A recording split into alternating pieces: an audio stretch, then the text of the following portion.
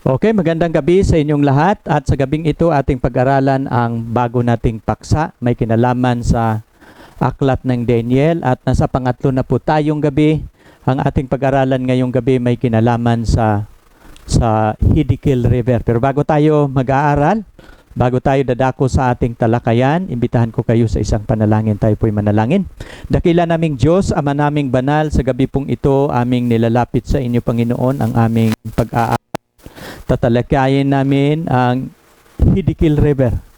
Dalawang river lang po, Panginoon, ang aming pag-aralan. Pero nais namin pag-unawain, nais naming ipapakita ang mensahe ninyo sa dalawang ilog na ito. Ang ilog nagsimbolo po ng inyong iglesia. At kasaysayan, dalawang iglesia lang po ang inyong pinipili na magiging inyong bayan. Ang literal Israel at ang spiritual Israel. Lahat ng tumanggap kay Jesus Christ, kabilang siya sa iglesia na spiritual Israel. Ang inyong mga pangako ay ibinigay lamang ninyo sa inyong Israel.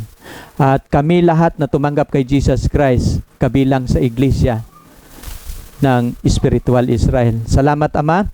At ang mensahe sa aklat ng Daniel sa dalawang ilog, sa Yulay at sa Hiddekel, hahatulan po ninyo ito. At umaasa kami na maunawaan namin, ipapakita mo ito sa amin ng malinaw habang ako nagdi-discuss. Loobin mo ng banal na espiritu kasama ko, mga ngasiwa sa aming pag-aaral. Pagpapalain din ninyo lahat kong mga viewers, ingatan ninyo sila, samahan ninyo ang kanilang pakikinig, na kanilang maunawaan ang mga bagay na aking naunawaan. Salamat, Amang Banal, sa pagdinig mo sa aking dalangin sa pangalan ni Jesus. Amen. Okay, magandang gabi at dito na po tayo. At tandaan ninyo ang ating series na sa 3 lugar. Ang una nating linggo, nag-aaral tayo sa bundok ng Patmos. At ang pangalawa nating linggo ay nandito na po tayo sa dalawang river. No, mayroon na tayong topic sa To Babylon, Yulay River, at ngayong gabi ating pag-aralan ang Hiddekel River. Ang Yulay River, dalawang chapter, chapter 8 ng Daniel at saka chapter 9. Ang Hiddekel River, 30 chapter. Chapter 10, 11 at saka 12. Yan po ang scope ng Hiddekel River. Ang Yulay River, atin na yung natutunan. Kung ating titingnan ang geographical, ito po yung Tigris River, ito yung Hiddekel River, at ang Euphrates River, ito po yung Yulay River, no? At ito yung river na kung saan si Daniel naglilingkod, doon po niya nakikita pangitain. Atin ang natutunan ang Yulay River, dito po si Jesus mismo bumaba, nagpakita ng pangitain, at ang pangitain na nakita ni Daniel dito ay may kinalaman sa destiny ng Israel. No? At ngayong gabi ating pag-aralan ang Hiddekel River. At dito po natin maunawaan ang mensahe ng Panginoon sa spiritual Israel. Kasi itong dalawang river, tandaan ninyo, nagsimbolo po ito sa kanyang iglesia. Ating natutunan sa pasimula, no, sa una at ikalawang topic natin, na ang plano ng Panginoon sa kanyang iglesia magiging pagpapala, katulad ng ilog, at saan man pupunta ang ilog na ito magbibigay ng buhay. No? Nabigo po ang Panginoon sa kanyang pagpili sa Israel, at ang nangyayari sa kanila nang binigyan sila ng taning ng Panginoon mula nang sila'y naalipin sa Babylonia for 70 years, ay binigyan sila ng Panginoon for 70 weeks. Puro 70 ha, yung binibigay na provision, pagkaalipin 70 years, nang nakalaya, binigyan sila ng provisionary time na 70 weeks, natapos sa 34 AD, ay pinatay nila ang sugo ng Panginoon na si Esteban, close of provision sa Israel. At ang kaligtasan binigay sa mga Gentiles. At itong kaligtasan na binigay sa mga Gentiles, at kung ating pag-aralan ang mensahe sa aklat ng Daniel, ito po yung ikalawang river, ang River Hiddekel. No? Ating tatingnan ang kasaysayan sa spiritual Israel sa prophecy sa aklat ng Daniel. Kasi may kinalaman po ang pangitain ni Daniel, no, ang magiging destiny sa ikalawa niyang iglesia, ang spiritual Israel. Napapansin ninyo, sa dalawang ilog na ito, si Jesus po nakatayo sa ilog. No? Ibig sabihin, mahalaga ang kanyang mensahe na hindi niya ito pinagkatiwala kanino, kundi si Jesus Christ mismo bumaba. No? At ang katulong niya dito sa pagbigay ng mensahe si Gabriel. Sa dalawang ilog, naranasan ni Daniel na makita at makausap niya ang si Gabriel at si Miguel. At atin ngayong gabi, no? Inyong nakikita si Daniel, nakikita niya si Gabriel, nag-usap kasama ni Michael the Prince. Na ngayon ating titingnan at kapag pag-aralan natin sa Bible, si Miguel o si Michael the Prince ay si Jesus Christ po yan. No? Nung siya ay hindi pa nagiging tao. No? Kaya lang, mayroon tayong specific na topic pagdating siguro ng mga araw, paano namin patunayan na si Miguel ay si Jesus Christ. Now, ngayon, dito tayo sa ating paksa ngayong gabi, may kinalaman sa the river Hiddekel. At nilalagay ko ito sa baba, spiritual Israel. Sino itong sinisimboluhan sa Hiddekel River? Ang mga spiritual Israel po yan. No, sa previous nating lesson, sa mga bago nating viewers na ngayon lang nanonood sa bidyong ito, siguro curious lang kayo na inyong nakikita ang title na Hiddekel River. Ay huwag ninyo itong panoorin hanggat hindi ninyo mapapanood yung dalawa. Yung Datu Babylon, Ulai River. Pagkatapos ninyo mapag-aralan ang Ulai River, saka na ninyo pag-aralan ang Hiddekel River. At lalo na sa ikaapat natin na topic, kasi may kinalaman sa mga, pag mag-aaral na tayo ng typology, o siguro ating pag-aralan muna ang 11, pinakamahabang chapter yung 11, sa ikalima nating topic, doon na natin pag-aralan ang typology. Pero ngayong gabi aking ibigay sa inyo ang overview. Ano ba ang magiging, kung ating titingnan ang dalawang river, paano ba siya unawain at titingnan? Ibibigay ko lang sa inyo ang overview sa gabing ito at bukas, pagkatapos sa overview, saka ko na ididetalye. Paano ninyo unawain ang dalawang ilog sa aklat ng Daniel? No? Kaya ating napapansin sa review ito hindi pa ito sa ating nakikita ang ating pinag-aralan sa Ulai River, dalawa pong word na vision. Kapag pag-aralan ninyo ang Daniel 8 mula 1 to 15, pangitain yan may kinalaman sa Kadson. Pag titingnan ninyo sa original na Hebrew, kasi di ba ang Bible ngayon sa computer ay pag gusto ninyong titingnan ang Hebrew na original, makikita ninyo ang word na vision ay sa original dalawang magkakaibang salita. No? Sa 1 to 15, ang vision na nakita ni Daniel ay Kadson sa original. Pero sa verse 16, ang sinabi niya kay Gabriel, Gabriel, ipaliwanag mo sa taong ito ang pangitain. Ang pangitain po doon ay Mari. Kaya nga, dalawa pong magkakaibang salita. At itong Mari, ito po ang judgment ng Panginoon sa Israel. Mula nang naalipin sila for 70 years, pinapalaya sila mula sa pagkaalipin, ngunit binigyan sila ng provisionary time.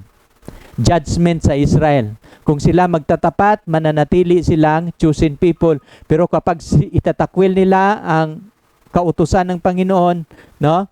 Itatakwil nila ang salita ng Panginoon, close of provision sa kanila. Ito yung provisionary, yung 70 weeks. At nung natatapos ang 70 weeks sa 34 AD, binato nila ang sugo ng Panginoon na si Esteban at nagsasalita si Esteban sa harap ng mga Sanhedrin, mga pangulo ng Israel, ngunit tinakpan nila ang kanilang tainga at kinaladkad nila si Esteban sa labas, binato.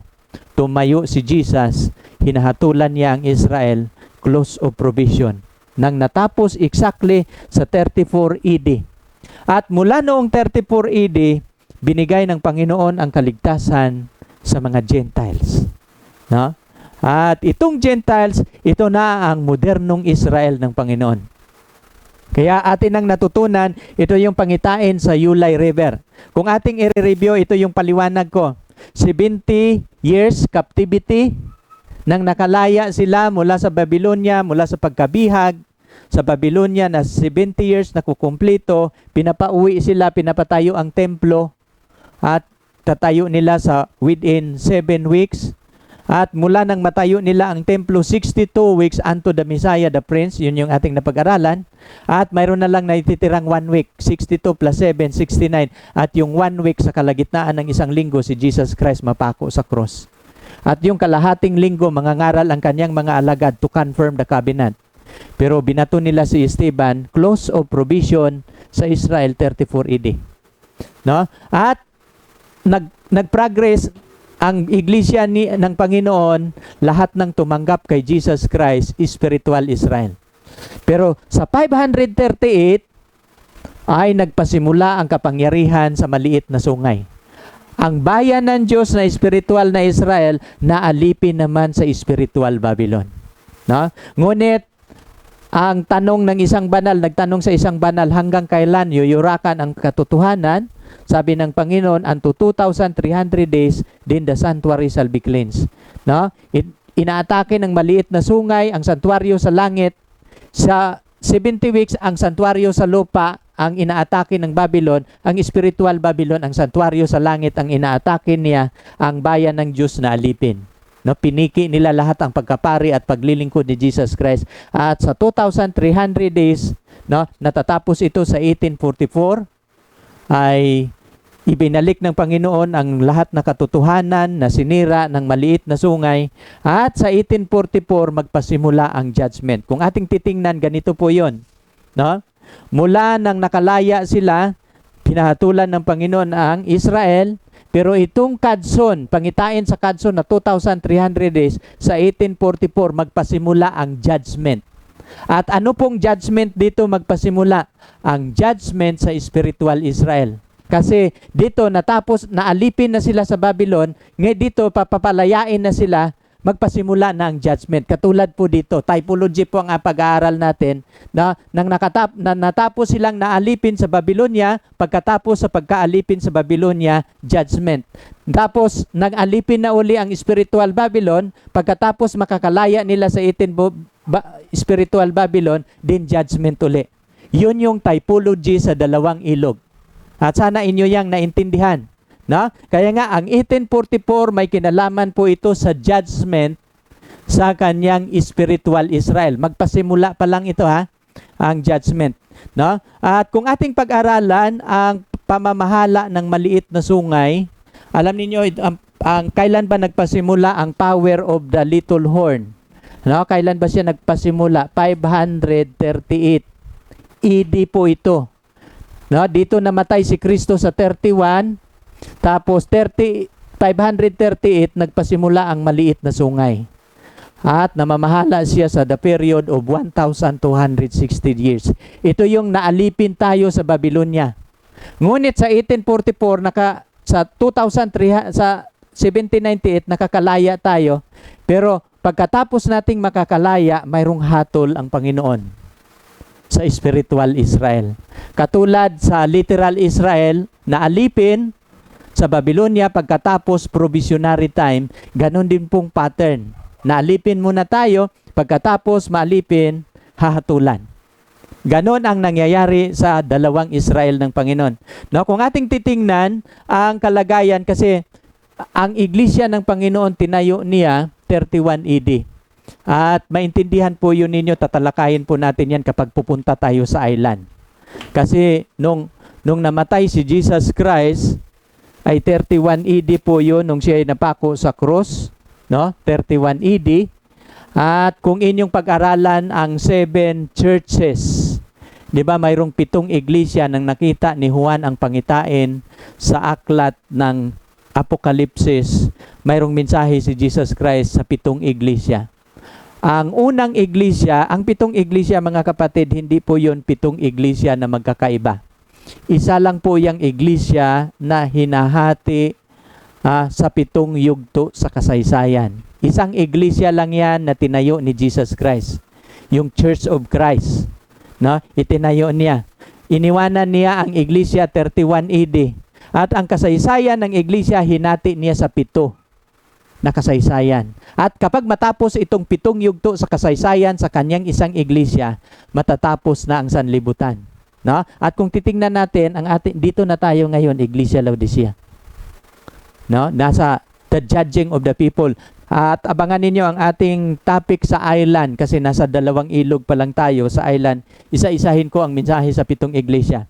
No? Ang unang iglesia ng Panginoon, nagpasimula yan 31 AD. No? Natatapos yung iglesia ng Episo, ang unang iglesia, Church of Episo. Kaya sabi ni Jesus Christ, no, isulat mo, ang 7 bituin ay ang 7 iglesia. At bawat iglesia mayroong mensahe si Jesus Christ. At ang unang iglesia na binabanggit niya, iglesia ng Episo, ang iglesia ng Episo mula AD 31 natatapos sa AD 100. Ang ikalawang iglesia mula AD 100 to AD 313, ito yung Smyrna, no? At ito yung pag-uusig. Ito yung iglesia ng mga alagad nung sila'y nabubuhay. At pagkatapos noon, nang dumami sila, umabot ng 1,000,000, pinatay sila ng mga Romano.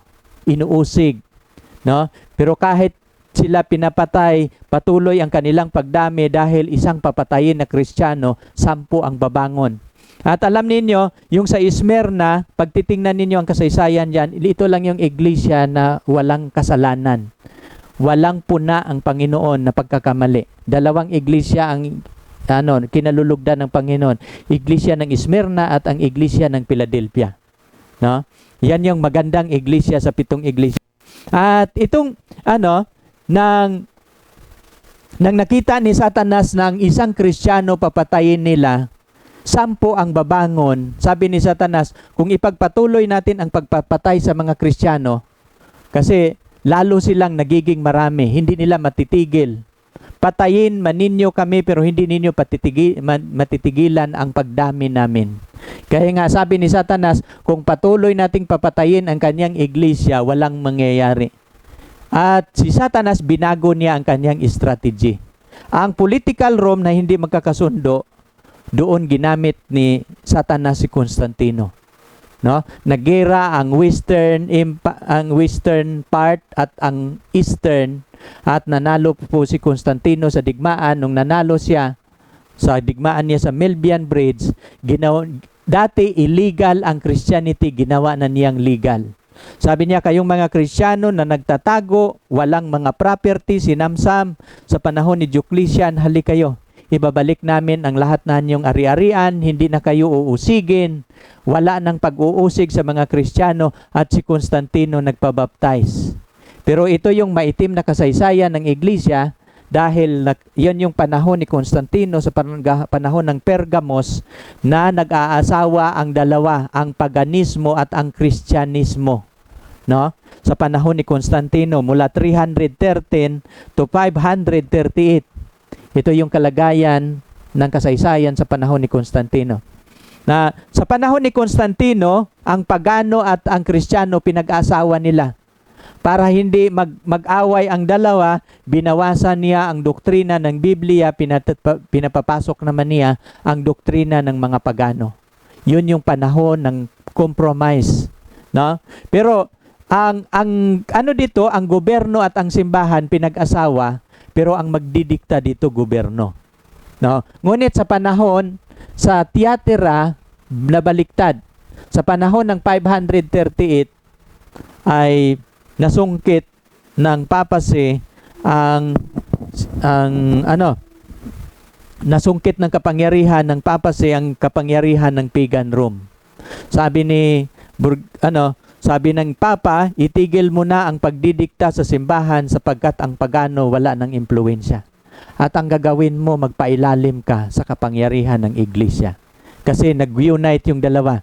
Kaya ang ginawa ni Diocletian, nagbigay siya ng decree sa 538 na ang kapapahan magiging corrector, no? Ay definer and corrector of heretic sa panahong 538. Sumibol ang kapangyarihan ng papal supremacy. At itong kapangyarihan ng Papa, ito yung kapangyarihan sa maliit na sungay. At ang kanyang pakipagdigma, hindi horizontal kundi vertical. Binago niya ang mga kautusan ng Panginoon, tapos yung santuario sa langit, nilapastangan niya. Ito yon ang pamamahala ng kapapahan, 1,260 years, no? At ang sunod na iglesia ay ang AD 1300 hanggang 755. Ito yung Church of Sardis. Ang tandaan ninyo, ang papacy pinakamahaba kasi ito yung taon. 1,260 years. Mula 538, natatapos siya sa 1798. Ang Sardis, sumibol ito sa kalagitnaan ng pamamahala ng kapapahan. Sila yung nagreforma sa mga mali na ginawa ng kapapahan, yung iglesia ng Sardis. Sa ilalim sila sa pamamahala ng Papa. Sumibol sila ni John Wycliffe, sila Martin Luther, si John Calvin, lahat ng mga reformador na nagtayo ng iba't ibang iglesia, mayroong sarisaling iba't ibang mga iglesia. Dito yan sumibol sa Sardis. At mula 1755, ang kasunod na iglesia na pang-anim ay Philadelphia. At itong Philadelphia, tinatawag ito na brotherly love. No? At wala din pong napuna na naiisip na dito nakikita. At ang huling iglesia na nagpasimula 1844 ay ang Church of Laodicea. At matatapos po ito, pag matapos sa 1844, pumasok si Jesus Christ sa kabanal-banalang dako para hahatulan ang Israel ng Panginoon, kasi ang judgment na ito in favor of the saint of the Most High. Ang hahatulan ng Panginoon dito, mayroon siyang paghatol na gagawin kung sino ang maliligtas. Kasi si Jesus, pagkatapos niya sa gawain sa pagkapari sa langit, magiging hari po siya. At dito niya hatulan sino po ang magiging subject ng kanyang kingdom. Sino po ang kanyang paghaharian. Kaya nga ang kanyang hinahatulan, ang kanyang Israel lang. Mayroon pong separate judgment sa mga masama. No? Ang lahat na hinatulan dito ay ang iglesia lang ng Panginoon na tumatanggap sa kanya. No? At pagkapag matapos ito, ay second coming na ng Panginoon. So sa atin nang naintindihan, nilagyan ko ng overview sa inyo, kasi bago magpasimula, mayroon mo ng naranasan na ang spirit power of spiritual Babylon, at kapag matapos ang kapangyarihan ng maliit na sungay, magpasimula ang judgment. Ang judgment, tandaan natin, ang judgment sa spiritual Israel nagpasimula sa 1844. Sana nakukuha ninyo. At itong judgment na ito, itong vision, no, sa 8 and 9, review pa lang ito, sa 8 and 9 na vision sa Ulai River. Sa Ulai River pa ito. Yung Mari, at anong ibig sabihin ng Mari? Kung ating intindihin, judgment to the nation of Israel, freedom from literal Babylon, period of mercy po ito. 70 weeks, 490 years. Pero itong Kadson, ang ibig sabihin ng Kadson na vision, judgment to spiritual Israel, freedom from spiritual Babylon, then period of mercy period po ito. Mula 1844 hanggang darating si Jesus Christ. Kasi nung pumasok si Jesus Christ sa kabanal-banalang dako 1844, ito po yung mercy period. Period of mercy sa mga nag-aangking sasalubong sa kanya, membro sa Laodicean Church. At kung pag-aralan ninyo ang iglesia sa Laodicea, no, wala siyang mabuting ginagawa. Alam niyo kung sa 5 iglesia, 2 dito ang walang mabuting ginagawa. Diba? Yung ang period ng paganismo ay ang Pergamo at Thyatira. Yan, sila yung magkakayasam. At ang wala namang mabuting ginagawa itong Sardis at Laodicea. Kaya yun yung mga prinsipyo na dapat nating matutunan. Ngayon dito tayo sa chapter 10. Ang chapter 10, dadako tayo sa ating pag-aaralan. Ang ating pag-aaralan po dito, mga kapatid, ito yung kapag pag-aralan natin, ibibigay ko sa inyo ang overview bago natin i-detalye ang chapter. Paano ko ibibigay, mga kapatid? Ang Daniel 8 and 9, ito yung Ulai River. Yung isang box, itong 2 box na ginawa kong diagram, ito po ang Ulai River. Sa Ulai River, 2 po ang word na vision. Mari at Kadson. Diba? Ang Kadson, mahaba siyang prophecy na natapos sa 1844. Ngunit pagkatapos sa 1844, ay mayroon ding dito naman, ay napapansin ninyo yung Mari. Paano natin nalalaman magpasimula ang Mari? Mayroong nagtanong, hanggang kailan? No. ang pagpapamimiki hanggang kailan matitigil ang ginawa ng maliit na sungay na kanyang ibinabagsak ang paglilingkod ni Jesus Christ sa lupa at kanyang inaapakan ang katotohanan hanggang kailan? Unto 2,300 days and sanctuary shall be cleansed. Pero mapapansin ninyo, ayon yung tanong.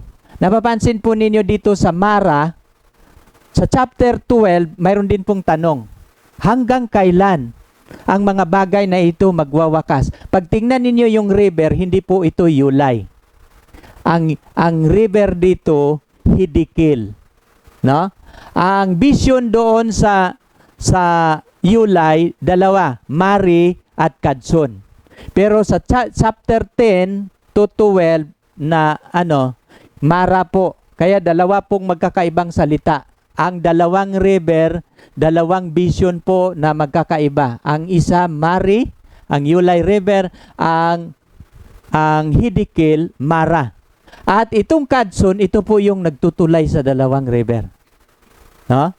Tandaan ninyo, nang nagpasimula ang judgment sa Mari, at nagtutulay siya sa 1844, magpasimula din po ang judgment sa Mara. No, nakukuha ninyo, dalawang judgment ang gagawin ng Panginoon sa kanyang iglesia. Ang unang judgment sa sa literal Israel, doon nagpasimula ang Kadson.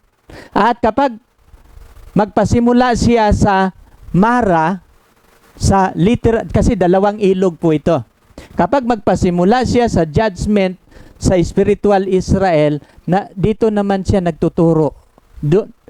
Ang tinuturo ng Kadson, puro beginning of the judgment of Israel, literal. At kapag matapos siya sa 1844, beginning of the judgment naman sa spiritual Israel. Nakukuha ninyo itong dalawang vision. Ang dalawang ilog, pareho po itong period of judgment sa dalawan niyang Israel. Pero itong Kadson, yung 2,300 days, ay pareho po itong magpasimula. Kanang nagpasimula siya doon sa 70 weeks, no? At ang kanyang guhit hanggang 1844.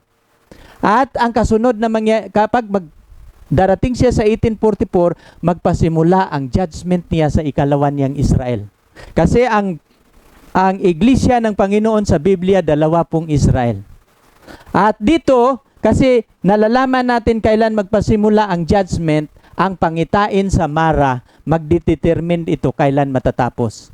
Kasi mayroong tanong doon sa chapter 12, hanggang kailan magwawakas? At binigay niya itong tatlo, 1,260 days, 1,290 days, at mapalad siyang madatnan sa 1,335 days, no? Kasi yun ay day of deliverance. No? Madidetermine kailan matatapos. Kung inyong titingnan ang larawan sa overview ito bago natin ididetalye, kailangan makukuha ninyo ang aking paliwanag. Kasi ipapaliwanag ko sa inyo ang dalawang ilog para inyong maintindihan. Ano bang kahulugan niyan, Brother John, ang dalawang ilog? Kasi dito po ang Panginoon nagbibigay ng mensahe sa dalawan niyang iglesia. Ang Mari, natatapos siya sa 34 AD, at ang Kadson, pag-aralan ninyo ang Daniel 11. Ito yung Daniel 11 Ay nako, nawala.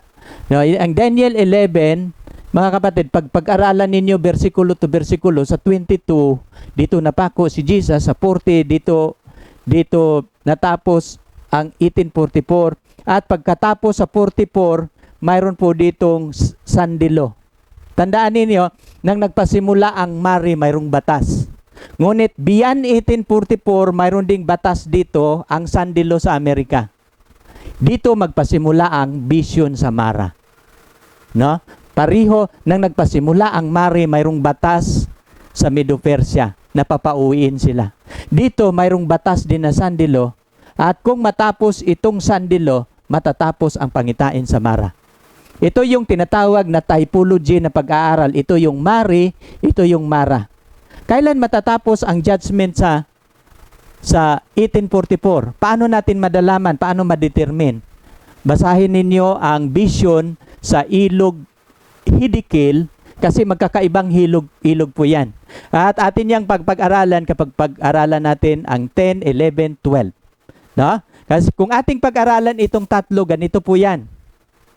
Tandaan ninyo, tinuturo ko sa inyo ang mga prinsipyong ito. Each of this vision, kasi tatlong vision yan sa original. Mari, Kadson, at Mara. No?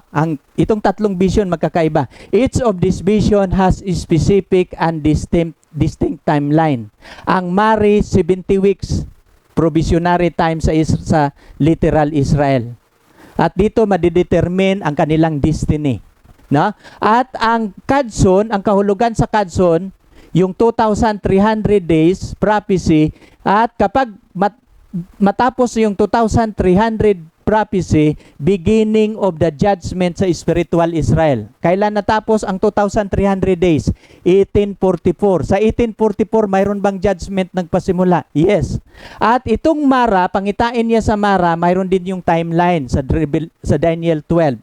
Nang pagbabasahin ninyo yung 12.5 hanggang kailan magwawakas ang mga bagay na ito, tatlong figure po ang binibigay. Mayroong 1,260, 1,290 at ang huli 1,335 days. Na mapapansin ninyo, ito po yung this prophecy finish the judgment.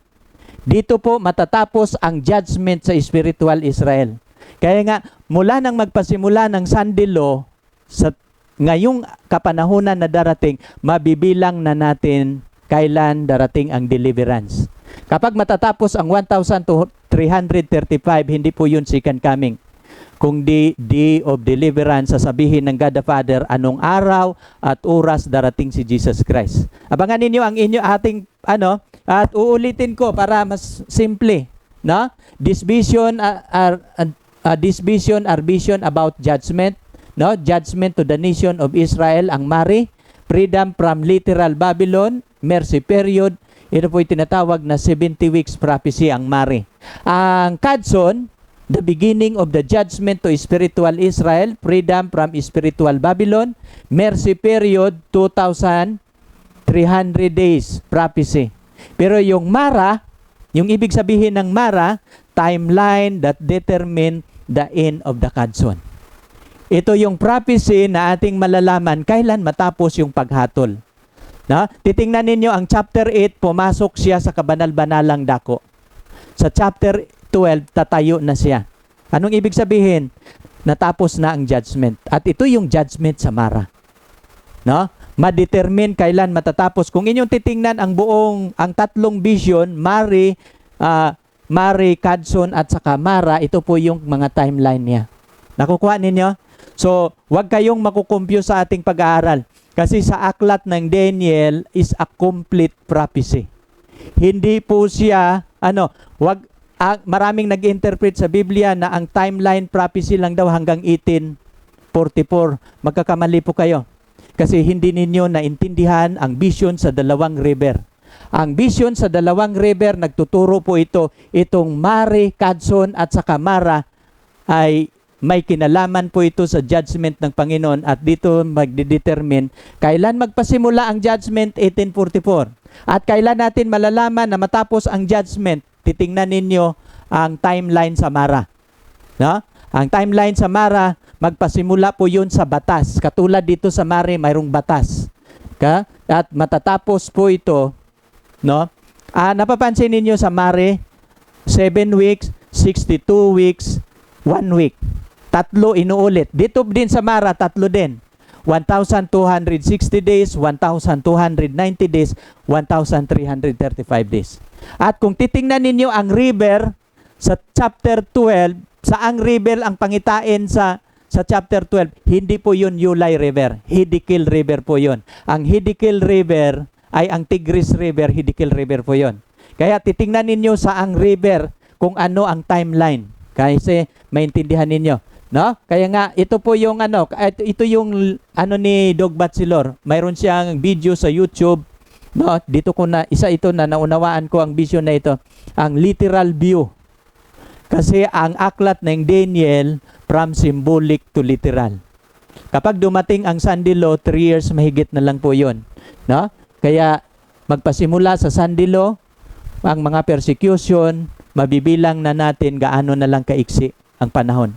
Ang hinihintay na lang natin dito ang gawain ng Panginoon na matapos at ang Sunday law. Pagkatapos sa gawain, darating na ang ating Panginoon. Kaya nga, ang ating hinihintay, batas lang ng sandilo. Kasi pag magbigay ng batas ng sandilo ang spiritual Babylon, ang kanyang kasalanan aabot na sa langit. Hahatulan na siya ng Panginoon. No? At ano na? Judgment of the living na po yun. No?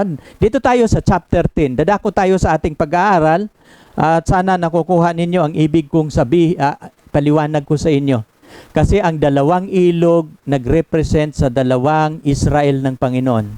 At sa ating pag-aaral, sana nakukuha ninyo. Pag hindi ninyo makukuha, ulitin ang aking video, makukuha ninyo.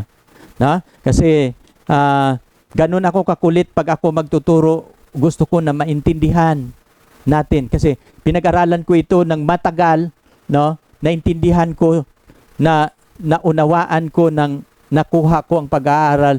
Ngayon, iulit-ulitin lang ninyo ang aking video, makukuha ninyo ang ibig sabihin. Ngayon, doon tayo sa detalye ng ating pag-aaral.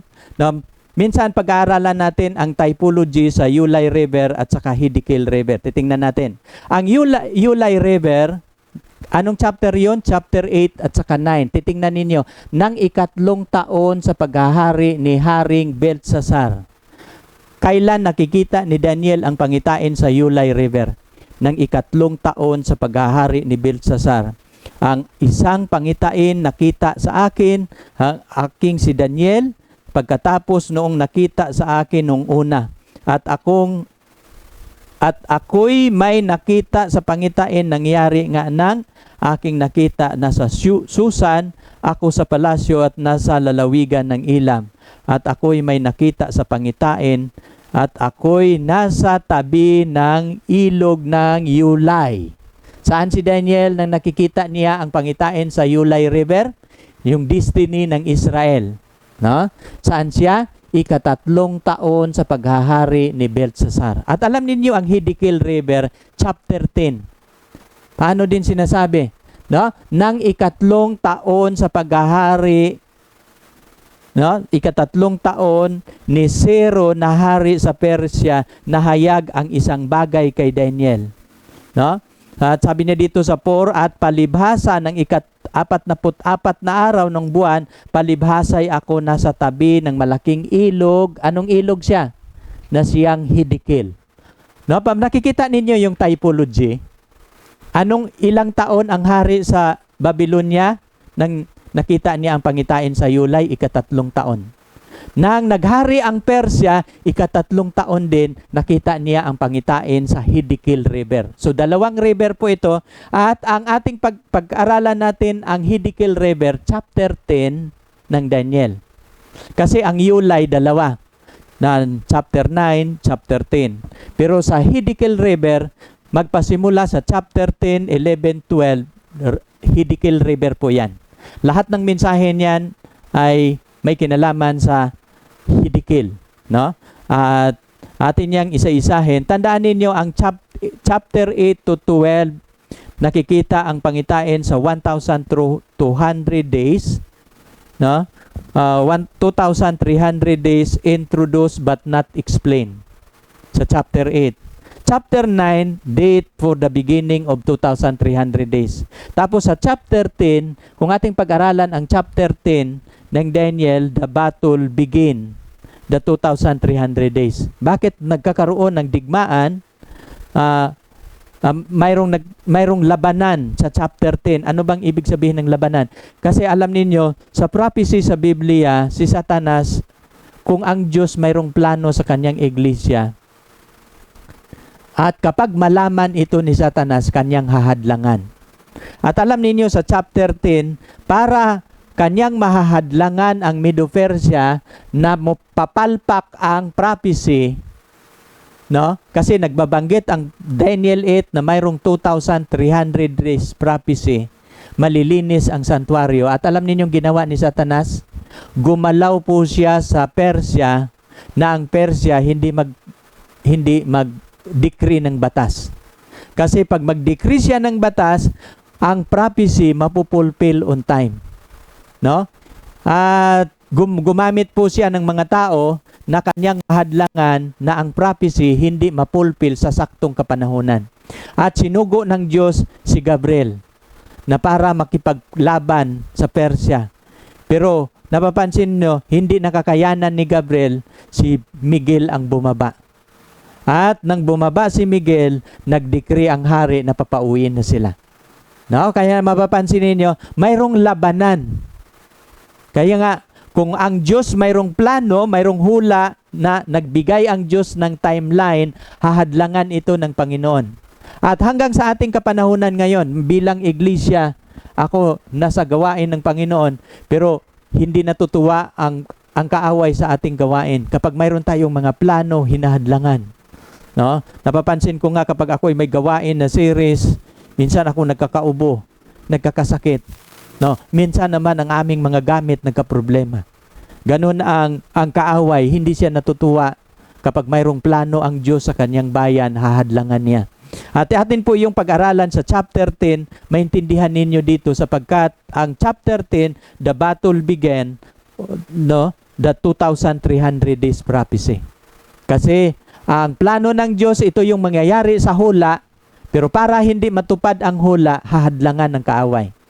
No? Kasi ang 2,300 days magpasimula kapag mayroong batas ay pinatagal, kaya nga mayroong 3 decree bago pa sila nakakalaya. No? Kasi mayroong labanan muna bago sila nakakalaya. Nang Daniel 8 repeated ang 11 to 12, no? Inuulit uli ang pangitain sa 3 kaharian, Persia, Grecia at saka Rome. At ang kapangyarihan sa maliit na sungay at ang huling kapangyarihan ang Kingdom of the North na tinatawag na restored papacy. Kasi ang papacy na sugatan, pero gumaling ang sugat at pagbalik niya sa kapangyarihan ay mag-uusig na siya uli. Persecution na yon bago darating si Jesus Christ. Kaya yun po yung larawan mula chapter 10 to 12. Ngayon dito tayo sa at sa chapter 11 isi-set up na niya ang everlasting kingdom. No, ating pag-aralan, no, the fact about this last prophecy. Ang huling hula sa aklat ng Daniel, ang Hiddekel River. 3 chapter 2, 10, 11, 12, no? This last prophecy start with the Medo-Persian Empire, no? Chapter 10 are all one prophecy. Ang 10, 11, 12 isang prophecy lang po ito, no? Pero hinati ito ng ating mga nag-translate ng Biblia kasi ang Biblia kasi noon walang chapter, walang verses. Sulat kamay lang yan ng mga propeta, walang number. Pero sa panahon ni Tertullian sa 200 AD ay ginawa na nila ng mga chapter at mga verses. No? Pero supposed to be walang mga numero yan ang Bible. Pero para mapag-aralan, madaling mapag-aralan ang mga Biblia, matandaan, nilagyan nila ng mga bersikulo. Pero sa kaya nga isang mensahe lang po niyan mula chapter 10, 11, 12. At sa chapter 11 is the body of the prophecy. No? Chapter 10 is the introduction, 11 is the body of prophecy, chapter 12 the conclusion. Sa chapter 12 doon nagtanong ang isang banal hanggang kailan. No? Binanggit yung 3 yun yung conclusion niya. Now, ngayon ating pag-aralan ang chapter 1, verse 1 ng chapter 10. Dadako na tayo. Isa-isahin natin ang chapter 10. Sabi niya dito, in the 3rd year of Cyrus, king of Persia, Jomer, titingnan mong sound natin. No? In the 3rd year of Cyrus, king of Persia, a message was revealed to Daniel, who was named Belshazzar, and the message was true, and one of great conflict, but he understood the message that had understanding of the vision. Ang vision po dito, Mari. No? Kaya nga sa mga ika-3 taon ni Cyrus na hari ng Persia, ang mensahe na ipahayag kay Daniel, no, na ang pangalan ay Belshazzar at ang mga mensahe ay totoo, no? And one with great conflict. Mayroong conflict na binabanggit si Daniel sa verse 1, no? Nagkakaroon ng conflict. Kaya nga si Daniel nagpa-fasting po siya dito kasi nakikita niya ang problema. Ang hari nasa halip na magbigay na ng batas para papauwiin sila, ay nagkakaroon ng problema. Mamaya, nasa verse 1 pa lang tayo. But he understood the message and had an understanding of the vision. No, titingnan ninyo, sa pag-aaral, sa ikatatlong taon ni Ciro, ang kanyang ikatatlong taon, kasi nagpasimula ang kaharian sa Medo-Persia, ay 539.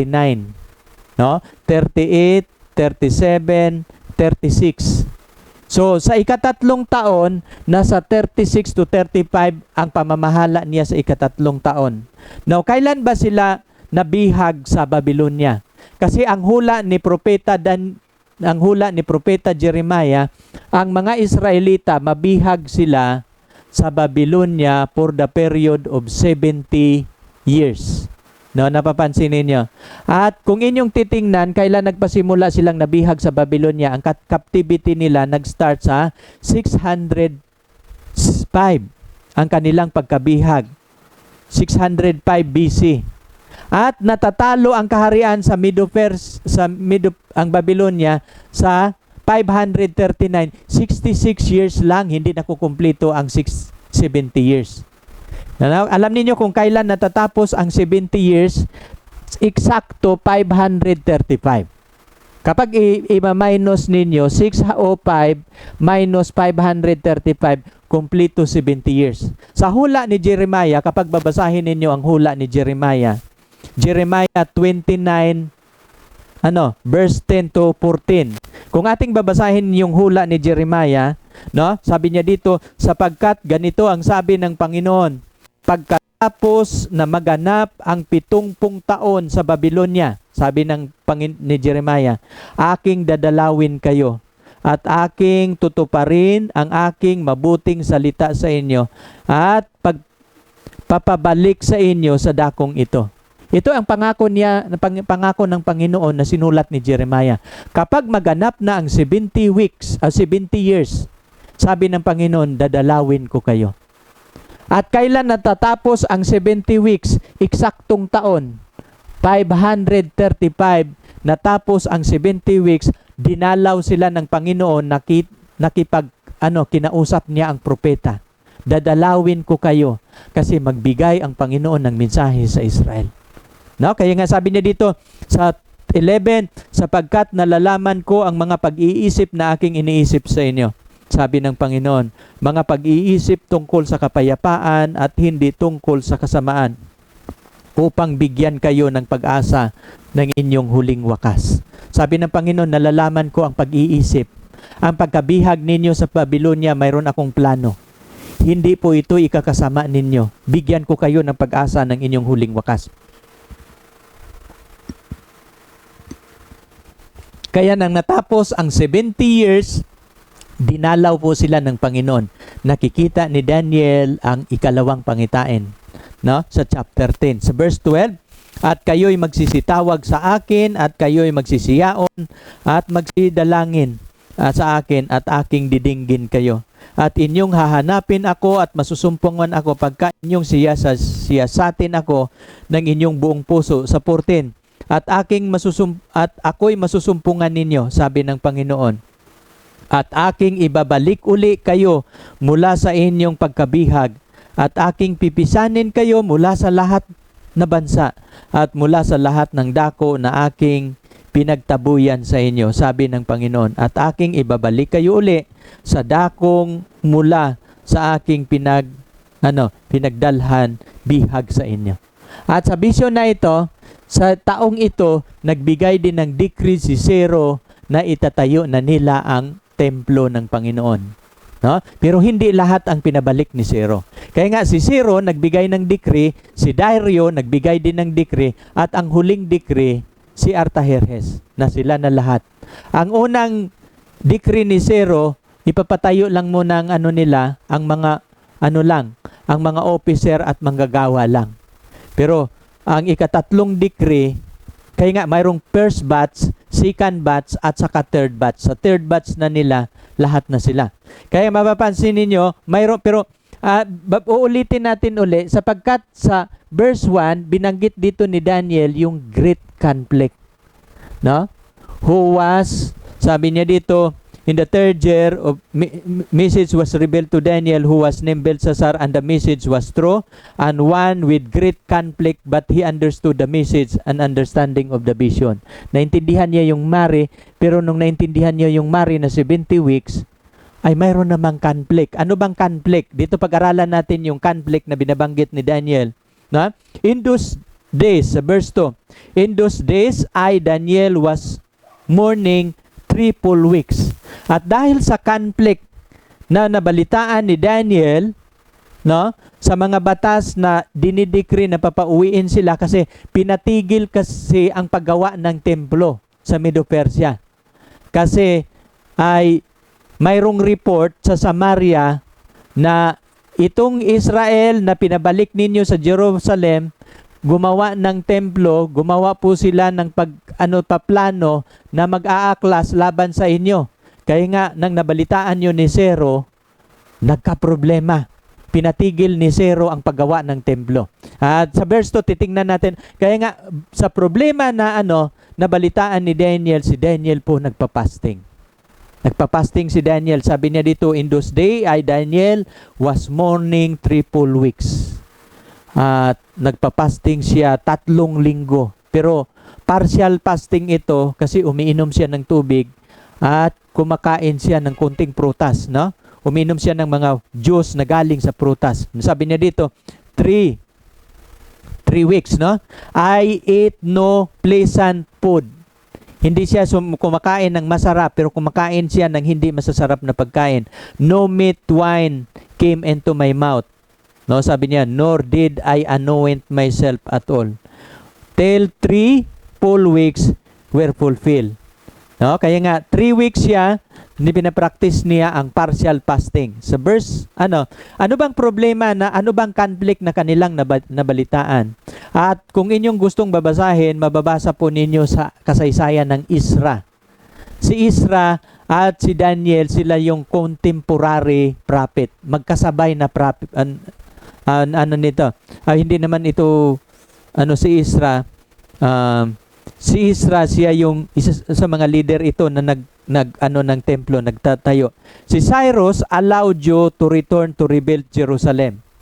Sa taon na yon, no, na nakumplito ang 70 years of captivity, inaalaw na ni Cyrus, pagbabasahin ninyo yung Isra 1, Cyrus allowed to the Jews to return to rebuild the temple. Sa verse 2, sa Isra, sa chapter 2, but gives less of those that return to begin the work. Sa chapter 2, naroon yung mga listahan, sino ang makakasama na pasimulan nila ang gawain.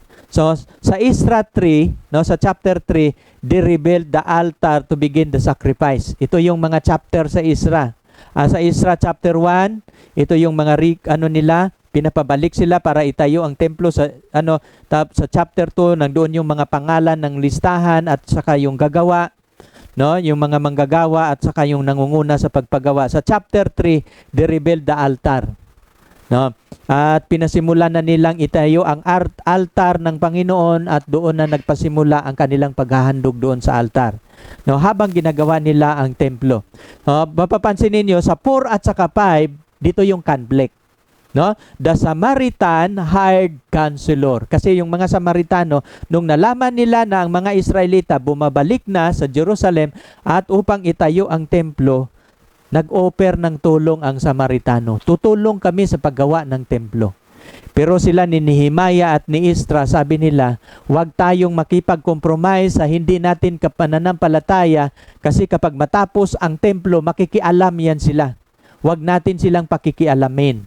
So hindi sila pumayag na tutulungan sila ng mga Samaritano, no? Sa chapter 4 verse 5. So ang mga Samaritano nag-hire ng mga false counselor, no? They hired counselor against them to frustrate their purpose all the days of Cyrus king of Persia, even until the reign of Darius king of Persia. Kaya nga hinahadlangan. Alam niyo si Satanas gumawa ng paghahadlang na itong vision sa 2,300 days hindi madideklara kaagad kasi pag hindi matatapos ang prophecy on time, gaano katagal nila tatapusin ang templo? 7 weeks.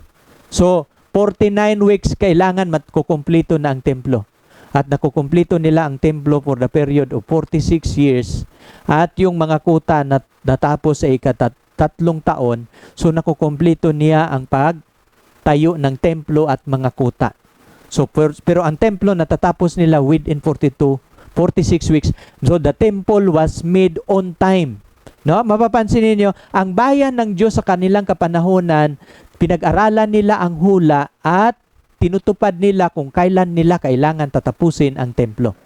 So, nakukumplito nila. Kaya nga, bago nila nagawa ang kaya nga ang vision ng Daniel 10 ay mayroong conflict.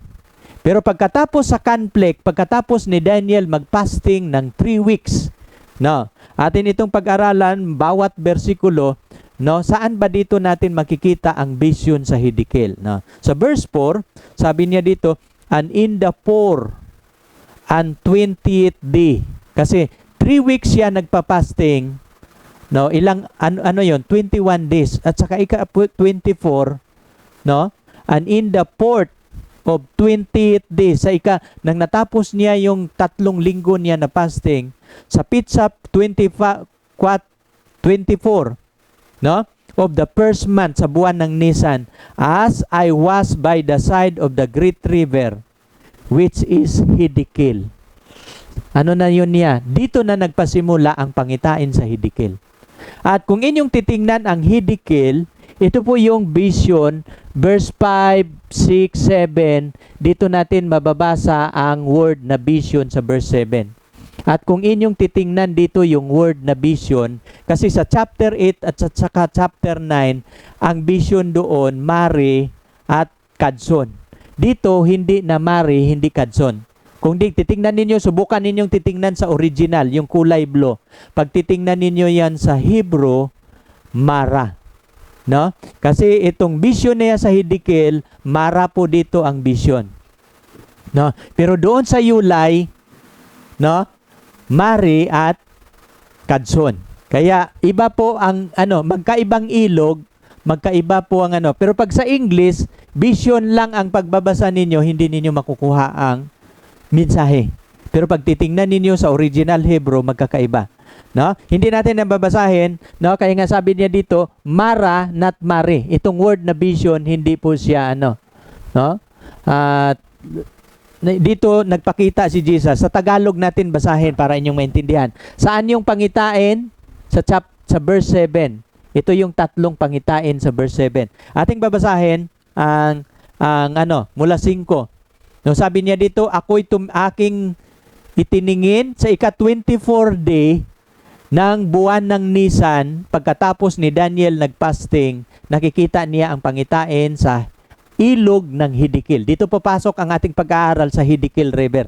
Sa Hidikil River, sa verse 5, sabi niya dito, aking itiningin ang aking mga mata at tumanaw at narito ang isang lalaki na kadamit ng kulay lino. Ang isang lalaki na nagdamit ng kulay lino ay si Jesus po ito. Ibig sabihin, bumaba si Jesus upang magbigay ng mensahe kay Daniel nang nakukumplito ang 70 years na captivity. Na ang balakang ay nabigkisan ng taganas na ginto at upas. So ang balakang ni Jesus, nabibigkisan siya ng ginto, no? At mahalagang bato na upas. At sabi niya sa verse 6, at ang kanya namang katawan ay gaya ng berilo, no? Mahalagang bato. At ang kanyang mukha gaya ng kidlat. No, ito yung description niya kay Jesus. At ang kanyang mga mata ay gaya ng liwanag ng apoy, no? Katulad sa Apokalipsis na nakita ni Juan si Jesus. At ang kanyang kamay ay kanyang mga paa gaya ng kulay na pinakintab na tanso. Katulad din sa Revelation, na? At ang tinig ng kanyang mga salita gaya ng tinig ng isang karamihan. Tinig ng isang karamihang tubig, no? Many waters, no? Ang tinig ng kanyang mga salita gaya ng tinig ng isang karamihan.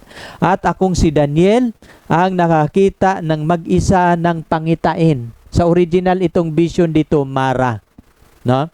At yaong sapagkat ang lalaki na kasama ko ay hindi nakakita ng pangitain, kung di sumaka nila ang isang di kawasang panginginig at sila'y nagsisitakas upang magsisikubli. Nang nakita ni Daniel ang pangitain sa ilog Hidikil, mayroon po siyang mga kasama. Nang bumaba si Jesus at si Miguel, ay tumakas yung mga kasama ni Daniel, no, sa paglilingkod nila sa kaharian. Kaya nga si Daniel lang at mag-isa. Sa gayoy iniwan ako ng mag-isa at nakikita nitong dakilang pangitain at nawalan ako ng lakas sapagkat ang aking kagandahan ay umuwi sa kasiraan at walang natitirang lakas sa akin. Nawalan siya ng lakas. No? Anong ibig sabihin? Sa description, no, siya ay nasubasob. At kung inyong titingnan, ito yung English. Ito yung description sa nangyayari kay Daniel, yung ating binabasa yon, yung hanggang 8. Sa 9, but I heard a sound of His word. And as soon as I heard the sound of His word, I fell into a deep sleep on my face and with my face to the ground. Nung narinig niya ang tinig ni Jesus sa pangitain, sa verse 8, nawalan siya ng lakas, walang natitirang lakas. Pag ikaw tao na walang natitirang lakas, anong mangyayari sa iyo? Tumba ka. No, hindi ka makakatayo. At sa verse 9, sabi niya dito, I fell into a deep sleep. Nung narinig niya yung tinig ni Jesus, at my face to the ground. Nasubasob siya. At nakakatulog si Daniel. Now, napapansin ninyo, itong pangitain ni Daniel sa chapter 10, alam ninyo, nung pinasulat ni Jesus Christ, ang pangitain ni Juan sa isla ng Patmos. Kaya nga, itong dalawang propeta, si Daniel, si Juan, binigyan si Daniel ng mensahe sa Hidikil River. Si Juan naman, mayroon siyang mensahe sa 7 iglesia.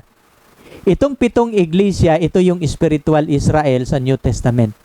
At itong Hidikil River, ito din yung spiritual Israel sa New Testament.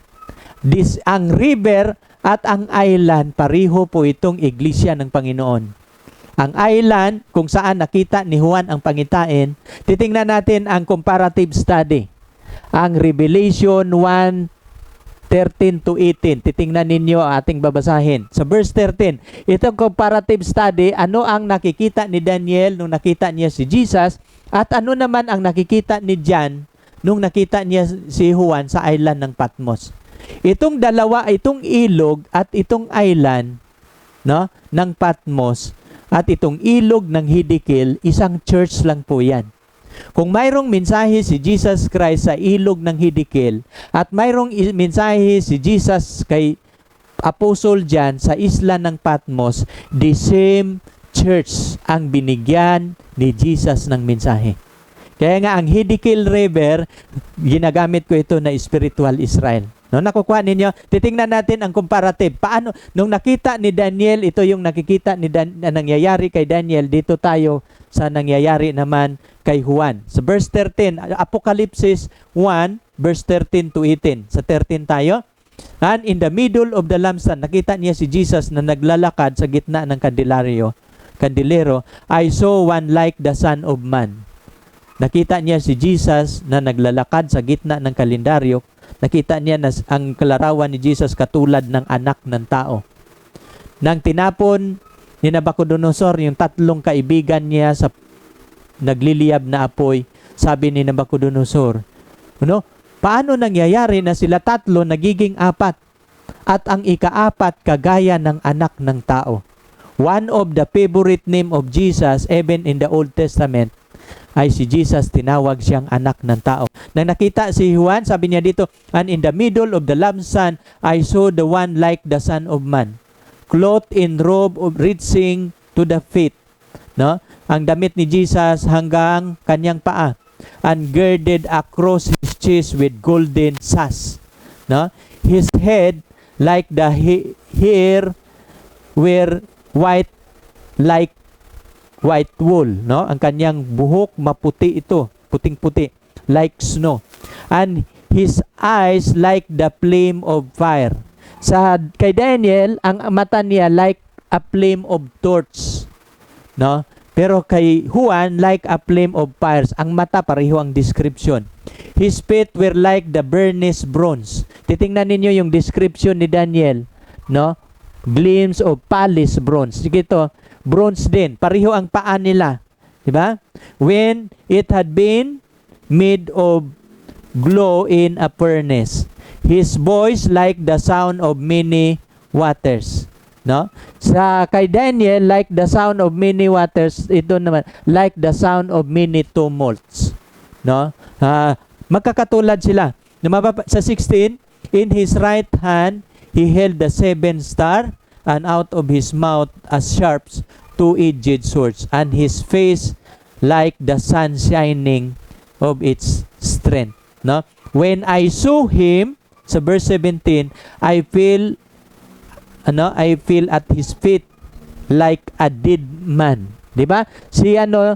Nakatulog si Daniel, nawalan siya ng lakas at natumba siya sa harapan ni Jesus Christ. Nang si Juan din, nang narinig niya ang tinig ni Jesus Christ, bumagsak siya sa lupa na katulad ng patay na tao.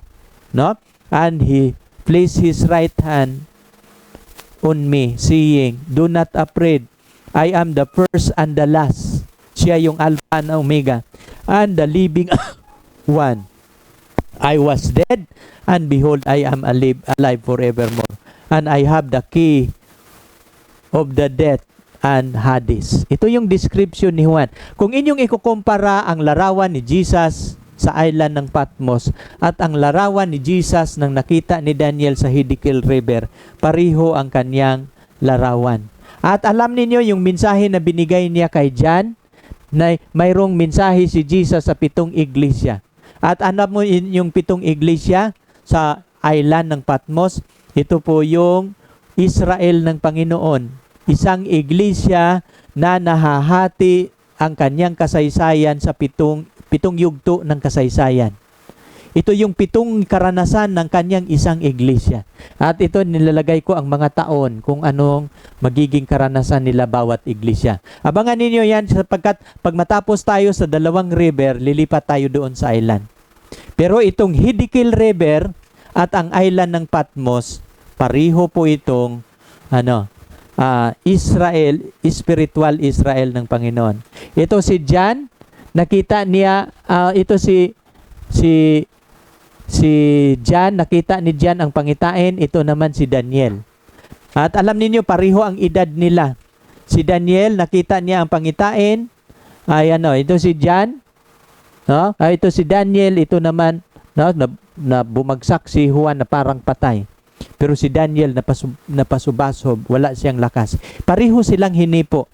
No? Kaya nga pag Daniel 17, and when I saw, I fell at his feet as dead. No, sabi sa Revelation 1:17, but he laid his right hand on me, saying to me, "Do not be afraid.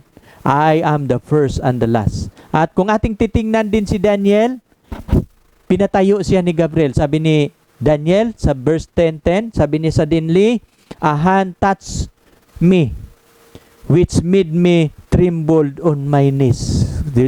Hinipo siya ni Gabriel, nangangatal siya. "And on the palm of my hand." And he said to me, "O Daniel, man of greatly beloved, understand the word that I speak to you. Stand upright, for I have now been to send to you." While I was speaking his word to me, I stood trembling. Sino ang nagpapatayo kay Daniel? Si Gabriel. Inuutosan siya ni Jesus, tulungan si Daniel na makatayo. At alam niyo, nakikita ko itong 2 propeta, si Daniel at si Juan. Ginamit sila ng Panginoon at the age of 90s. Pareho silang 90 years old. Pero ginamit sila ng Panginoon na magbigay ng mensahe sa huling iglesia na sasalubong sa Kanya. The last generation of His church. No? Kaya nga yung mga mensahe nila, ititreasure natin yung mensahe sa 2 propeta. Kaya nga ating pag-aralan ang 2 ilog, no? Lalo na ang Hiddekel. Kasi dito sa Hiddekel, ito yung last prescription ng Panginoon, binigay niya sa 2 propetang matatanda na magbigay ng huling mensahe sa huling henerasyon na sasalubong sa Kanya. No? Kaya nga napakaganda, iti-treasure natin. Kaya ang ito yung ginigyan ko ng highlight, ang sinabi ng Panginoon kay sabi ng Gabriel kay Daniel, do not afraid. Sabi niya dito, but he said to me, do not afraid, Daniel, from the first day that you set your heart to understand, to humble yourself before your God, your words were heard. Alam ninyo, mula nang nagpasting ka, no? Sabi niya dito, mula nang nagpasting ka, Daniel, ay ano dito, no? The first day, mula pa lang ng unang araw na nagpasting si Daniel, that you set your heart to understand and to humble yourself before God, your words were heard. Lahat ng panalangin ni Daniel, wala siyang panalangin na hindi pinakinggan ng Diyos. No? Alam niyo, kahit ang alam pala natin, pag sincero na tayong hihingi sa Panginoon, na ang ating panalangin hindi pang sarili. Alam niyo, marami tayong mga panalangin na minsan ating inuutusan ng Panginoon, na siya yung taga-supply sa ating pangangailangan. No? Hindi dapat ang ganon. Dapat siya ang ating Panginoon. Magbigay tayo ng kaluguran sa Kanya. Hindi natin siya uutusan kung anong kailangan natin. Kung ano ang kalooban ng Panginoon, yun ang mangyayari. Kung ano ang kanyang kagustuhan. At si Daniel nanalangin hindi para sa kanya, kundi para sa kanyang bayang Israel. No? At hindi lang binigay ng Panginoon kay Daniel ang mensahe para sa kanyang bayan. Binigay din ng Panginoon ang mensahe sa ikalawang Israel pagkatapos sa bansang Israel. Kasi ang mensahe ng Panginoon sa kanyang ikalawang Israel. Sabi niya dito, no? And to humble yourself before your God, your words were heard, and I have come because of your words. No? Dahil sa iyong panalangin, inutusan ako ng Panginoon. But the prince of the kingdom of Persia withstood me 21 days. Sabi niya dito. Pero nang bumaba si Gabriel, ay nakipaglaban kay Gabriel ang prinsipe ng Persia. Bakit? Nang nanalangin si Daniel para sa hinahadlangan ang paggawa ng templo, no? Na hinaharangan ng mga Samaritano, ang mga Samaritano nag-hire ng mga false witnesses para isumbong sila kay Zero na ipatigil ang paggawa ng templo. Nanalangin si Daniel sa destiny ng kanyang bayan. Kaya nga sabi niya dito, nang bumaba si Gabriel, bumubulong si Gabriel sa prinsipe ng Persia. Ang prinsipe ng Persia hindi nakikinig sa kanya. Hindi nakikinig kay Gabriel. Sabi niya dito, but the prince of the kingdom of Persia withstood me 21 days. Nagpasimula pa lang ng kanyang panalangin, nandoon na si Gabriel. Lahat ng panalangin ni Gabriel, pinakialaman. Lahat ng panalangin ni Daniel, pinakaalaman ni Gabriel. Nangungusap siya sa hari ng Persia, pero hindi nakakayanan ni Gabriel. Malakas ang sumbong ng mga false witnesses, no, sa bulong naman ng kaaway, no? Kasi ang mga false witnesses doon gumagawa naman si Satanas. At kaya nga si Michael, one of the chief princes, came to help me, for I had been left alone there with the king of Persia. So nang hindi nakakayanan ni Gabriel, bumaba si Miguel. At nang bumaba si Michael the Prince, si Jesus, no? Nang bumaba siya, ay nagbigay na ng decree si Darius. No? Sa niya, ay mali yung report, wag ninyong patitigil, patuloy. Kasi natigil yun. Kaya nga, nang natigil ang paggawa ng templo, nagpapasting si Daniel. Pagkatapos niyang nagpasting, ay nang bumaba si Miguel, pinapatuloy na uli, nagdibigay ng decree na ipagpatuloy ang paggawa. Now, I have come to make you understand. Sa verse 14, sabi ni Gabriel, now I have come to make you understand what will happen to your people in the latter days. Ito yung sinasabi ni Gabriel. Now, ngayon, ang latter days dito na binabanggit ay spiritual Israel. Kaya nga yung vision doon, hidikil. No? Sabi niya, now I have come to make you understand at what will happen to your people in the latter days. Hindi po ito mari. No? For the vision, ang vision dito sa 14, hindi po ito Mari, hindi Mara, kundi Kadson. Pag titingnan ninyo ang verse 14, Kadson po ito. Ang tinutukoy niya yung latter days, yung 2,300 days. Tinitingnan ko na yan sa original. Ano? Refer to many days yet to come, sabi ni Gabriel.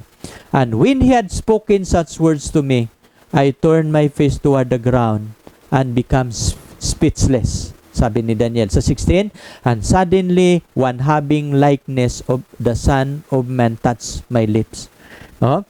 At hinahipo ang kanyang labi. Sinong naghipo sa kanyang labi? No? Like the Son of Man,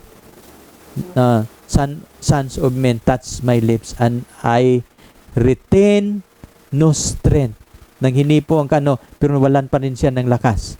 No? Kaya nga yung vision diyan, no, ay sa 15 ang vision pala dito Mara pala, no? Kaya nga pag titingnan natin ang 18, sa 18, nang magkagayoy hinipo niya ako sa kamukha ng tao at kanyang pinalakas ako. Hinipo siya ni Jesus at kanyang sinabi, taong minamahal, mainam, huwag kang matakot, no? Kapayapaan ang sumasa iyo. At magpapalakas ka? Oo, magpakalakas ka.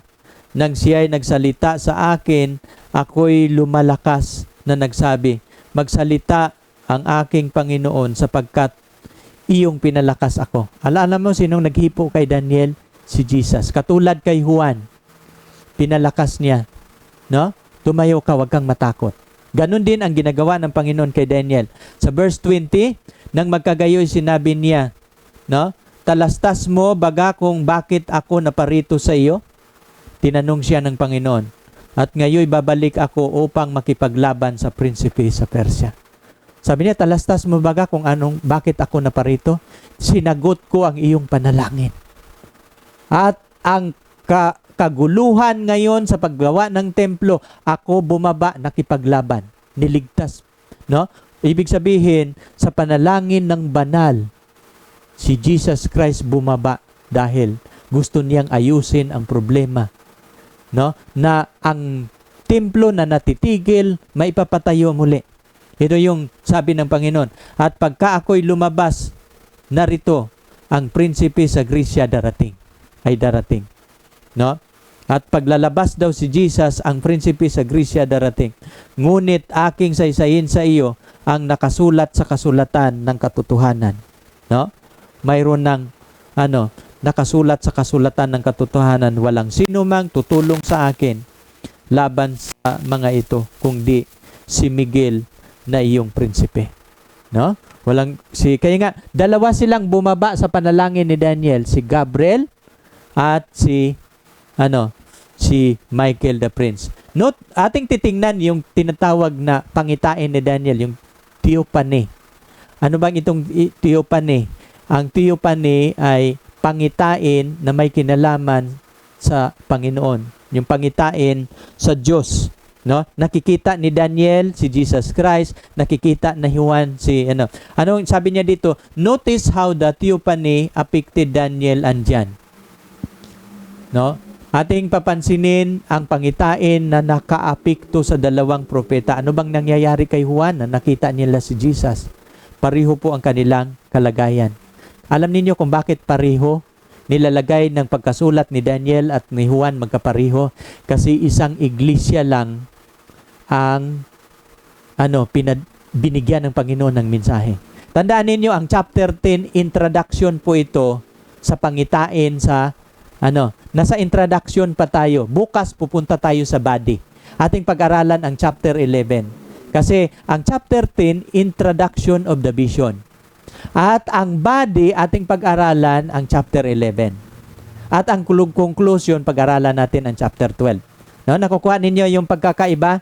Ang chapter 10, nasa body tayo. At ikalawa, notice how Gabriel touched Daniel 3 times. No? 3 bisis, hinipo niya si Daniel. Called Daniel man of greatly beloved twice. Then, told Daniel about the great controversy between good and evil. No? binabanggit ni Gabriel kay Daniel ang controversy. Ang kanilang dahil sa prophecy sa 2,300 days na may kinalaman sa judgment, hinadlangan po ito ng kaaway. No? Hinadlangan. Na yung 70 weeks prophecy, lahat ng mga prophecy doon, ayaw nila na yung timeline ng prophecy, kasi ang hula ng Biblia kailangan matupad on time. Kaya nga, gusto ni Satanas naman ay hindi matutupad yung hula, gumagalaw naman siya doon sa hari ng Persya. Kasi ito palang hari ng Persya ang mag-decree, disturbuhin ni Satanas.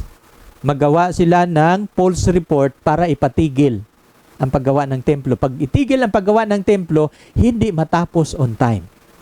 No? Sira ang prophecy. Kaya nga, ang Bible, mayroong digmaan. No? Kung si Satanas gumalaw sa hari ng Persya, bumaba si Jesus Christ, nakipaglaban na ang desisyon sa hari ng Persya, eksakto sa panahon para matatapos nila ang gawain sa paggawa ng templo. Kasi ang paggawa ng templo, 7 weeks lang. No? At kapag matapos ang templo, magbibilang naman sila ng 62 weeks unto the Messiah, the Prince. Kaya nga, ganun ang labanan. Kaya nga, akin nakikita dito sa aklat ng Daniel, mayroong labanan ang kabutihan at ang kasamaan. At dalawang movement po ito. Tandaan natin, kapag mag-aral tayo ng prophecy, titingnan ninyo ang dalawang movement. Ang movement ng kaaway ng Diyos, hadlangan ang plano ng Diyos, no? At gagamit siya ng mga tao para kukontra doon sa gawain ng Diyos. Kaya kapag ikaw ay gagamitin ng Diyos, mayroon namang gagamitin ang kaaway laban sa iyo para hindi matupad ang hula.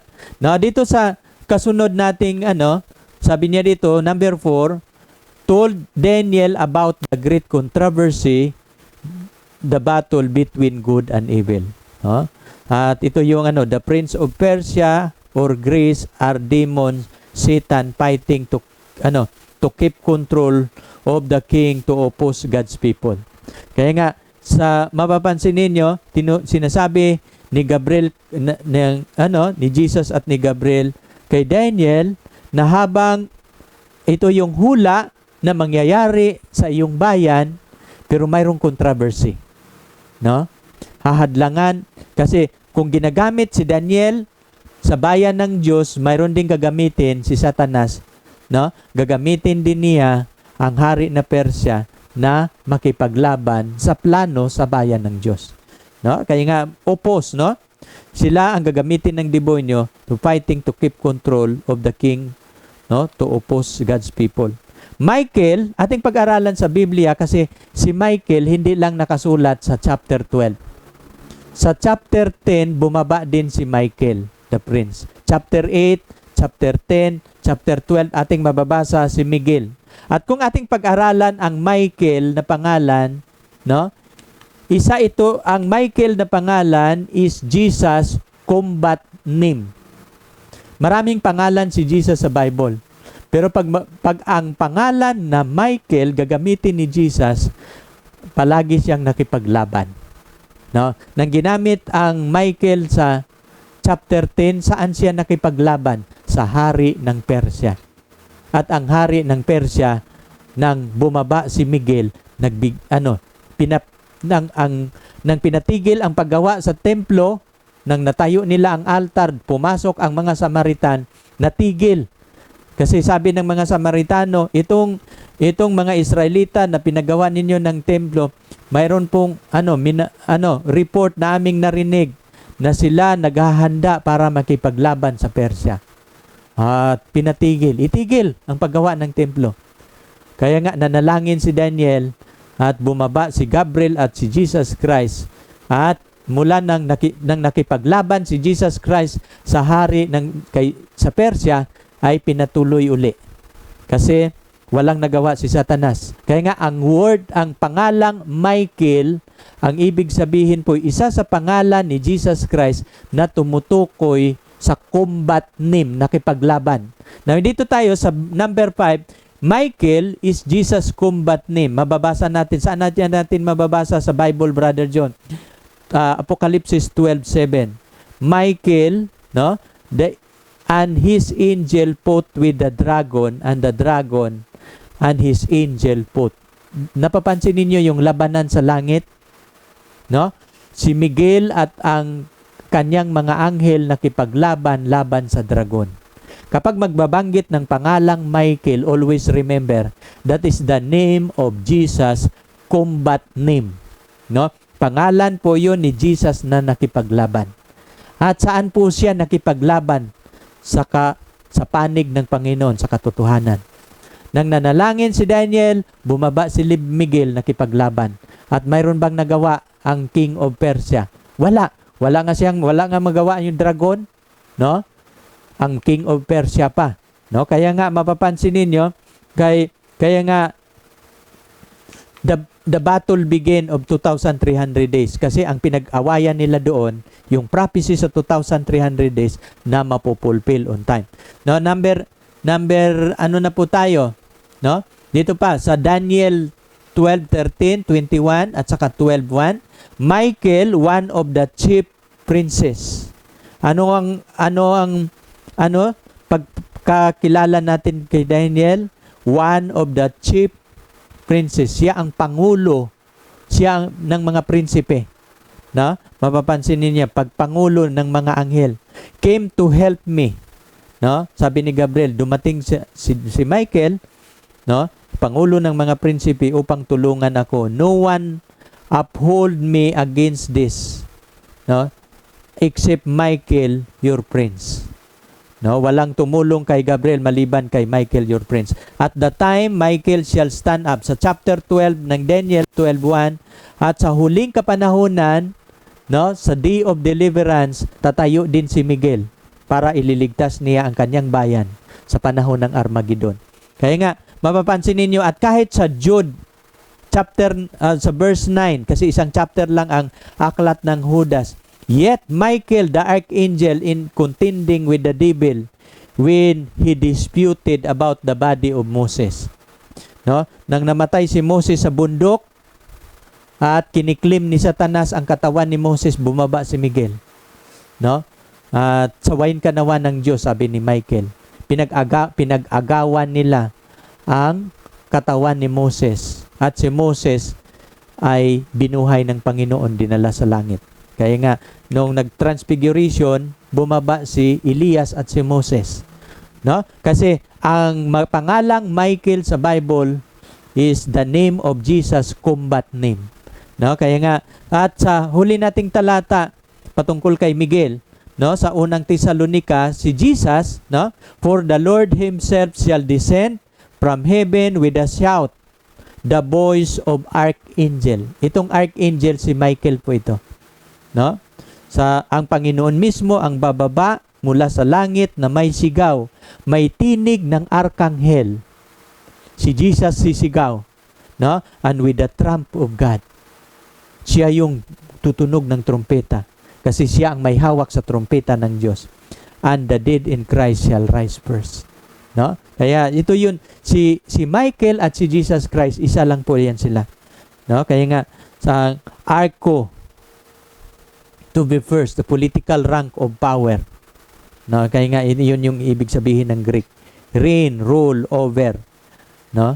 Kaya nga arche, commencement, beginning. Kaya nga yun yung ano. Till 3 words, sabi niya dito, till 3 whole week, whole every week of days.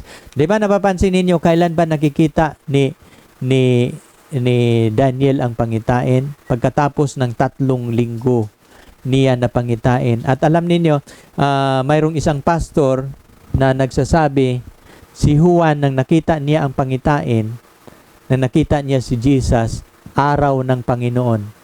No? Ako'y tumingin sa aking likuran, no? Ako'y nasa espiritu ng araw ng Panginoon. At si Gabriel din, si Daniel, no, natapos niya ang ika-3 linggo, nakakita siya ng pangitain.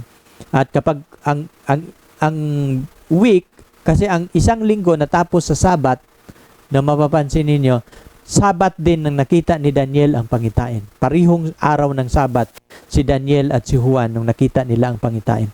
Both Daniel and John were elderly at the time of their vision. Pareho silang matatanda. Both were approximately the same age in their 90s. Pareho silang matatanda, pareho silang 90s ang edad. Both were exiled when they received their vision. Pareho silang nasa exile na nakita nila ang mga pangitain na ito. Both of their vision were apocalyptic. Ang pangitain ni Daniel may mensahe sa spiritual Israel. At ganun din si Jesus nung nakita niya ang pangitain sa island, mensahe din sa huling bayan ng Panginoon. Kaya nga ang apocalypse ay may kinalaman sa huling mga araw, sa huling kapanahonan. Both experience a theophany, a vision of God. Pareho silang nakakita sa pangitain na may kinalaman sa pangitain sa ating Panginoong Hesus. Kaya nga, bukas ating pag-aralan ang detalye sa chapter 11. Nasa chapter 10 pa lang tayo at uulitin ko, ito yung chapter 8 to 9, dalawang vision, Mari at Kadson. Ito naman yung Mara sa chapter 10. Pero nasa pasimula pa lang tayo ng Mara. Abangan ninyo bukas, kasi ating pag-aralan bukas kailan magpasimula ang vision sa Mara.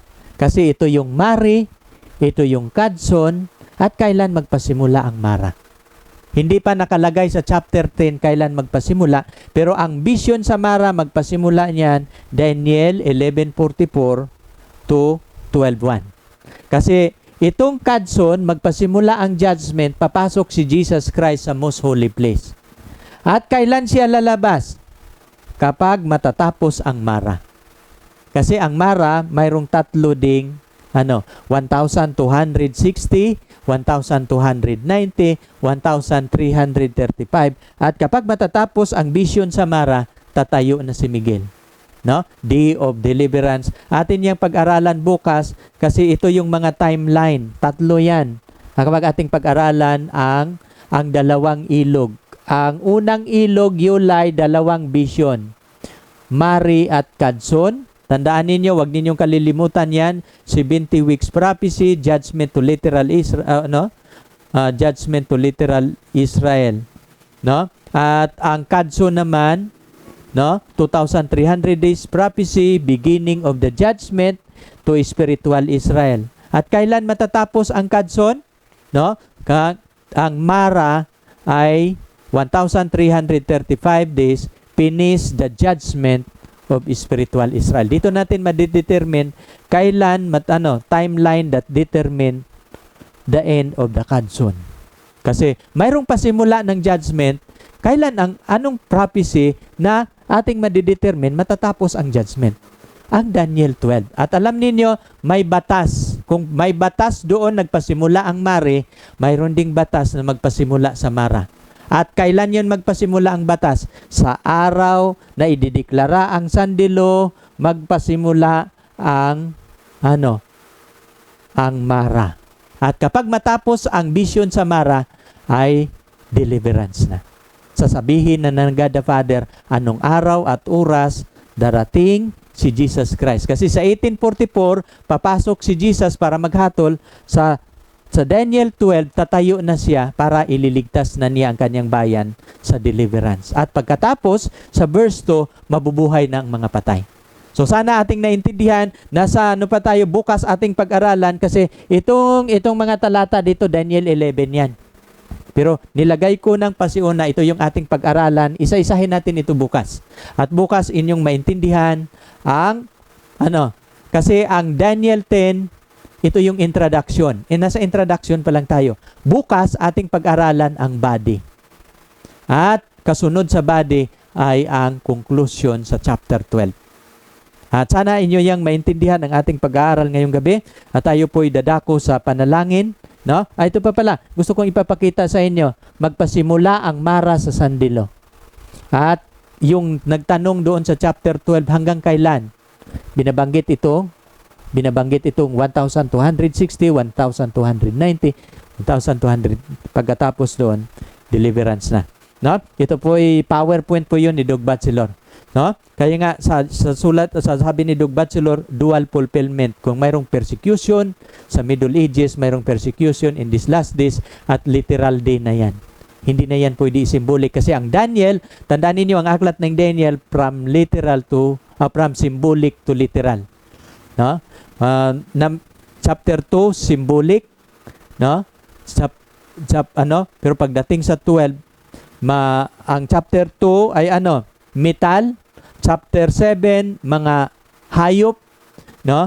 Chapter 8, mga hayop sa santuario kasi mahalagang pag-aralan ang santuario kung pag-aralan ang judgment. No, pagdating sa 11, King of Persia, King of Greece, literal na.